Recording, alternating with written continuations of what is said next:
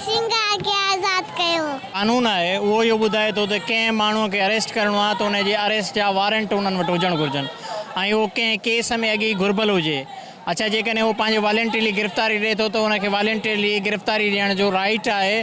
पर हिते ईअं सम्झ अचे थो त पुलिस या कानून लागू कंदड़ इदारा जेके आहिनि घरनि जा दर पटिनि था ऐं अंदरि वञनि था ऐं उन्हनि घरनि में वञनि जिते औरतूं रहनि थियूं, जिते ॿारनि समेत माण्हू रहे थो, उते उन्हनि माण्हुनि खे गिरफ़्तार कयो वञे थो।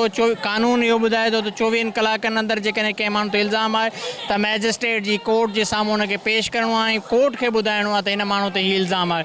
पर असांखे अॼु ॿियों ऐं टियों ॾींहुं आहे त का ख़बर कान्हे का त सिंगार जो जुर्म कहिड़ो आहे ऐं सिंगार कहिड़े केस में घुरिबल आहे ऐं उहो किथे रखियो वियो आहे। असीं सम्झूं था जेकॾहिं रियासत पंहिंजे कानून ते हलण लाइ तयारु न आहे त पोइ इहो जेको आवाम सां हुनजो विच न आहे त आवाम कानून जी पाबंदी कंदो ऐं ज़िमेदार शहरी जो सबूत ॾींदो। इहो जेको मुआइदो आहे इन जी का हैसियत न रहंदी। मूंखे एतिरो ई चवणो आहे त सिंगार खे जल्द जल्द आज़ादु कयो वञे, उनखे बाज़ियाब कयो वञे ऐं उनजो जुर्म ॿुधायो वञे जेकॾहिं को आहे त। विज़िट कयो अवामी आवाज़ मीडिया ग्रुप जी वेबसाइट awamiawaz.pk।